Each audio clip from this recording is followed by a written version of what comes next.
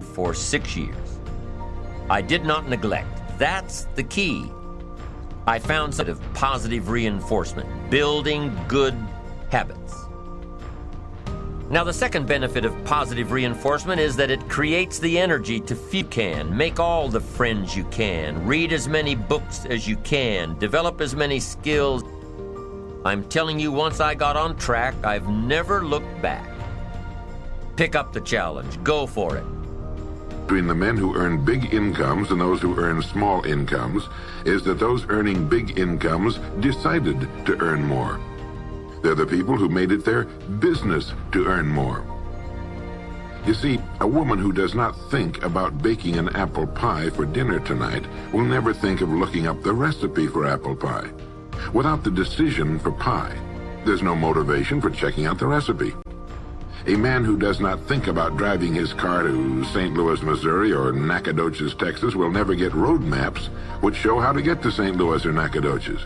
And a man who never decides to earn more money will never think of learning how, of looking up the rules for earning more money.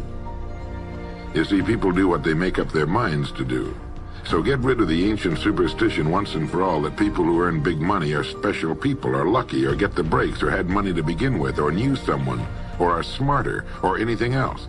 These are alibis. They can all be disproved 1,000 times. The reason there are so many of these alibis around is that men who fail to make the grade financially are seldom honest enough to just admit that they really didn't try and keep trying. So in order to justify their failure, in order to remain seated, they dream up and pass along these old alibis. We're all self-made, but only the successful will admit it. I once had occasion to visit Charleston, South Carolina. I'd never been there before, so I hired a taxi to drive me around the historic old town. I particularly wanted to see the battery where that famous shot was fired on Fort Sumter. Along this beautiful drive, some of Charleston's oldest and finest homes look out over the bay. I commented to my cab driver on what lovely homes they were, and he said, yes, some of those homes have 40 rooms. And then he thought a moment and he said, and every one of them is owned by a crook.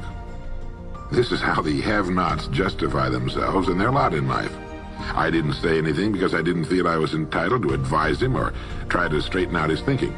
This is a free country where as long as he doesn't hurt others, everyone has the unalienable right to be just as wrong as he wants to be. As Thomas R. Lounsbury, the American scholar and educator, put it, we must view with profound respect the infinite capacity of the human mind to resist the inroads of useful knowledge.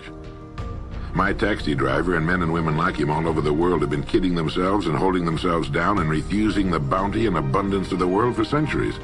Knowledge is available to everyone. We can either listen to those qualified to teach us, or we can go along with those ancient stumbling blocks we get from people who don't know any more than we do. The truth, incidentally, about those homes along that beautiful drive is that they were built by the men and women who made the largest contribution to the city of Charleston. In just a moment, I'm going to give you the formula for getting rich, but before I do, I want to remind you of something. Before a jet pilot begins his takeoff from an airport, he carefully goes over a checklist, item by item. He does this not only because it's required by law, but because he cannot afford to trust so important a job to his memory alone. He has another checklist that he goes over just as carefully before he begins his letdown at his destination. He does this without fail every time he takes off and every time he lands. Well, I think living successfully is as important as flying an airplane. And because of this, I think each of us needs a checklist too. And that's why there's one included with this cassette. We need a checklist to go over item by item before we take off in the morning and before we drop off to sleep every night. So I want to recommend that you affix the checklist to your bathroom mirror. Stare at it as you brush your teeth in the morning and stare at it again as you prepare for bed at night. Go over each item, and as you do, think of what each item represents. Now here's number one. It's the formula for getting rich. It also explains why you're in your present position, whether you're earning $6,000 a year or $16,000 or $60,000 or $600,000. It applies to every adult, whether he's employed or unemployed. It applies to the richest man and to the poorest and every person in between. And here it is. Our rewards in life will always be in exact proportion to our contribution, our service. Now that's what the formula means as the first item on your checklist. Memorize it. Our rewards in life will always be in exact proportion to our contribution, our service. Listen to it, think about it until you know it emotionally as well as intellectually. It might give you some slight feeling of superiority to realize that there's probably not another man within a mile of where you live who knows it. You can add it as a question on your survey if you want proof of that. If you want it in another form, here it is as it applies to a man's job. It's the same thing really, the same thing applies, but you can express it differently. The money you're paid by the company you work for will always be in direct ratio to the need for what you do, your ability to do it, and the degree of difficulty involved in replacing you. Maybe you want to write the formula down in both of its forms and think about it until it's as much a part of you as your name. The reason it isn't spelled out on your checklist is because you might not want everyone to know what you're up to. The checklist is valuable only to a person who knows what the words really indicate. All right, you've got the formula. As you think about it, its meaning will become clearer to you. With the formula, there are 2 rules which must be applied to properly use it. This formula, together with the 2 rules, is your recipe or your roadmap to earning all the money you really want. Now let's take a look at item number 2 on your checklist. And I'm serious about your putting this checklist on your mirror. You'll notice it's pressure sensitive. Item number 2, the gold mine. The Pulitzer Prize-winning playwright Archibald MacLeish in his play The Secret of Freedom wrote, "The only thing about a man that is a man is his mind. Everything else you can find in a pig or a horse." Strong words, aren't they? But as long as you live, you'll never hear a truer statement.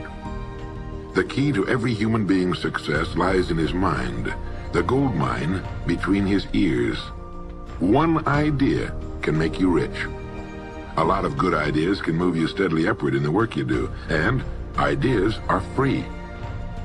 Now just think.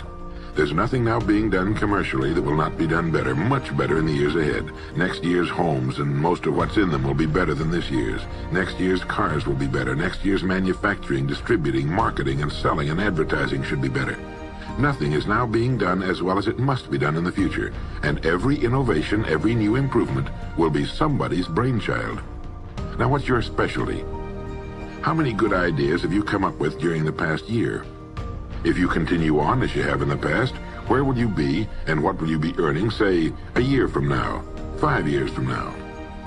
Every day of our lives, we walk or drive by more opportunity than we could develop in a lifetime, in 50 lifetimes.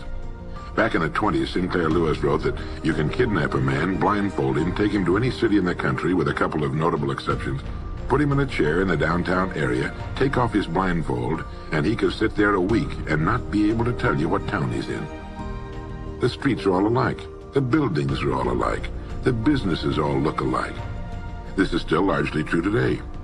The reason for this being that most businessmen in this country are playing a game called follow the follower. If a man goes into business, no matter what line it happens to be, the first thing he does is make certain that his place of business, outside and inside, looks exactly like every other place of business of that type in the country. Do you know why? It's because he's been playing copycat since he was a year old and does it without thinking about it. For the same reason kids dress alike in school. He wants to be one of the gang. He doesn't necessarily examine all the business establishments in his field and pattern his on the one outstanding example, the one that inspires him, the one that he can really believe in.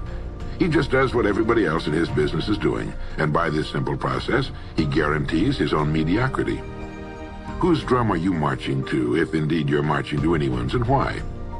Remember, whatever you now do for a living will be done differently, quite differently a few years from now. Never in the history of mankind have the opportunities for all of us been so great. But the great majority of people will be the beneficiaries of progress, not those who bring it about. Which group are you going to belong to? If you want to be a contributor, not just a beneficiary, here's the first rule. It appears on your checklist as the gold mine. So, think. Think deliberately and with a purpose. Use the gold mine between your ears. Begin by thinking at a special time every day. Back during the Depression, a New York lumber dealer was growing rich while other lumber dealers were going broke. When asked how he did it, he said, "Every evening when I get home, I close myself up in a quiet room, sit in a comfortable chair, and ask myself, how will my business be conducted 10 years from now? Then I try to do it now." Instead of competing with every other lumber dealer, which is what they were doing, he was creating. He was doing the very thing man was designed to do, the very thing man does best. A company growing at the rate of 10% a year will double its size in less than 8 years. but a man can improve his effectiveness 50% or 100% a year or more. The experts tell us that every one of us has within him deep reservoirs of ability, even genius, that he habitually fails to use. Well, let's begin now to reach into these deep, rich areas of pure net profit and use more of our real abilities. Let's think. Here's the best way I've found to make yourself think. Start getting up a little earlier than you're accustomed to. Right off the bat, this gives you extra time that 95% of the men in this country are not using at all. 1 hour earlier a day gives you 6.5 extra 40-hour weeks a year. But at this time in the morning, take a refreshing shower, dress, get yourself a fresh, hot cup of coffee if you're a coffee man, and then sit down to a clean sheet of paper. At the top of the paper, write your financial goal. Now, this is the amount of money per year you intend to earn soon. Incidentally, you might like to keep this to yourself, too. It's nobody's business but yours. Then, start to think. Think about your goal and what it'll mean to you and your family. Then see how many ideas you can come up with to help you reach that goal. Ideas to improve what you now do for a living. Ways of increasing your contribution to match your income goal. You know, jobs don't have futures. People do. No matter what line of work you may be in, there is within it more than enough opportunity to last a lifetime. You don't have to think of brand new ideas or revolutionary new ways of doing things, although you well might come up with some. Think of ways of improving what is now being done. If you are to increase your income by the amount you've specified, you must find ways of increasing your contribution, your service. And the key to this is to be found in your mind, in that gold mine between your ears. Try for 5 ideas every morning and write them down, and save those sheets of paper in a special idea file. Many, perhaps most of your ideas will be worthless, but some of them will be very good. A few will be excellent, and every once in a while you will come up with something really outstanding. You see, 5 ideas a day is 25 a week if you don't think on weekends. Now that's more than 1,000 ideas a year. One idea can get you to that income you're shooting for. The law of averages swings so far in your favor you just can't miss. Try to develop a sense of expectancy. That is, try to hold the feeling that the goal you're shooting for is a sure thing, and that it's only a matter of time before it's realized. You know, Henry Ford didn't start making cars until he was 45. A friend of mine started a new company at 65. He's still going strong, and his new company has sales of better than $300 million a year. It's almost never too late. Try not to think of things outside of your own line of work or whatever it is you're most interested in. To think well and profitably, you must discipline your thinking. Keep it on course, controlled, keep it in one field, specialize. Now for the final item on your checklist. It appears as the word. And the word is attitude. Attitude has been called the most important word in the language. William James put it this way. He said, "The greatest discovery of my generation is that human beings can alter their lives by altering their attitudes of mind." Now this is something to think about. Can alter their lives by altering their attitudes of mind. It's another way of saying we become what we think about. Look at it this way. Your total environment, if you've been an adult for any appreciable period of time, your total environment is a reflection of you as a person. The house and the neighborhood in which you live, the car you drive, the clothes you wear, the job you do, the people with whom you regularly associate. Your total environment is an exact and merciless mirror of you as a human being. Now, if you feel your environment can stand some improvement, you have only to improve your attitude, and your world will gradually change to reflect the changing person. Here's how to change your attitude. Beginning now, begin to act as would the person you most want to become. Now that is, if you were already in possession of the goal you're shooting for, how would you conduct yourself in all of your affairs? Well, do it now, and tomorrow, and the next day. Begin now to act the part of the person you most want to become, and you'll end by becoming that person.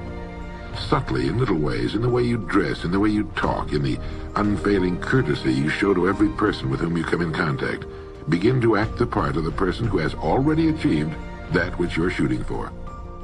The German philosopher Goethe gave us the secret when he said, before you can do something, you must first be something. When you behave like the person you most want to become, the things that person would have will tend to come to you. It's simply cause and effect. Don't be in too big a hurry. It takes longer to build a skyscraper than a chicken coop. Build slowly, steadily, and well. Then when you make it, you'll keep it. You'll stay on top. Always be suspicious of the so-called get-rich-quick scheme or sudden success. Never forget that word, attitude. It's your attitude toward the people with whom you come in contact that will determine their attitudes toward you. The person with a great attitude toward life and the world is the person other people call lucky. He's not lucky. He's just using our old friend, cause and effect. His causes are excellent, and his effects have to be just as good. Well, that's it. 3 things to remember. 3 things to practice every day. If you spent 16 hours a day, 7 days a week practicing your golf swing, in a relatively short time, you'd have a grooved, beautiful swing like the pros. So practice your new attitude every day, every waking hour. Practice thinking a few minutes every morning, and you'll find yourself thinking all day long. And remember the formula. Our rewards in life will always be in exact proportion to our contribution, our service. Go over the ideas in this message every day until they're as much a part of you as your name and your temporary address. You'll notice that each time you listen, you'll hear something new. You'll get a new idea you failed to get before.